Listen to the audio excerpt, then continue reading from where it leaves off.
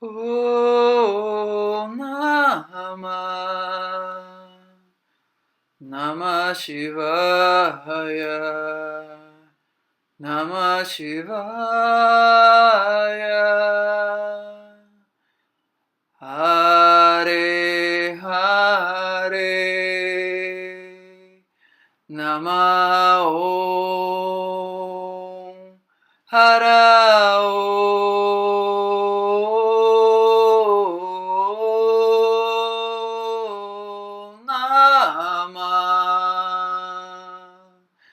Namah Shivaya.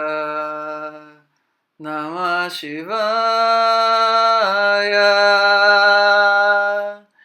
Hare Hare.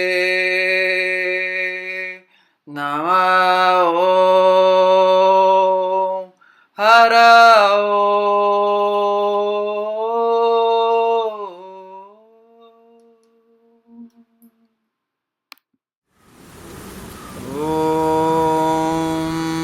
Sahana Vavatu Sahano Bhunaktu Sahaviryam Karavavahai Tejasvinavaditamastu Mahavidvishavahai Om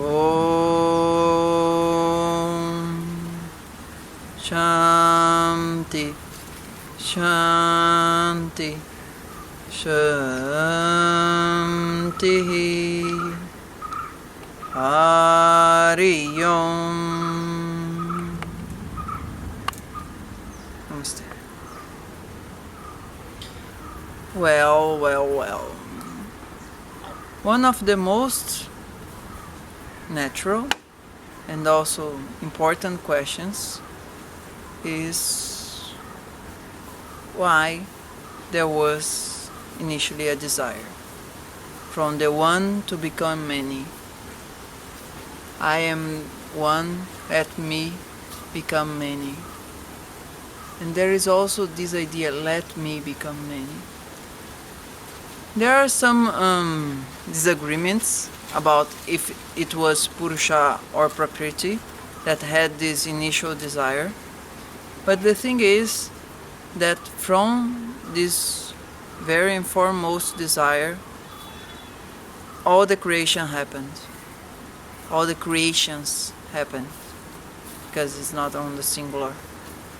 And from this, all the process started with a big form of intelligence governing how things were going to happen in this divine will. The Mahat was spoken of during Buddhi, but also after this great form of intelligence start to organize all the universe, the first working concept came as the Ahamkara. The Ahamkara is the I-doer process, or better, is that process that thinks that it is the final cause of any process. We call it as ego in the West, but it's much more than this. It's a broader meaning. And from this differentiation, all the heterogeneity came from the one thing, the homogeneous world transformed into the heterogeneous world based on one principal desire. Let me, the divine force, the divine presence, the divine consciousness will, along with the matter, become many. And then all the creative and intelligence force governs this process through zillions of ahamkaras that are emerging from the ocean of consciousness and merging again into these oceans.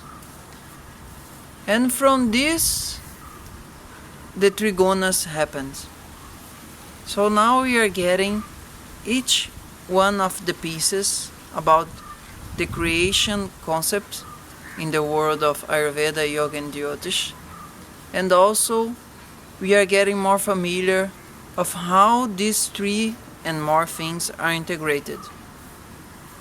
So, during life, Ahamkara has to be just strong as a membrane cell. It has to be strong so that the cell can be still.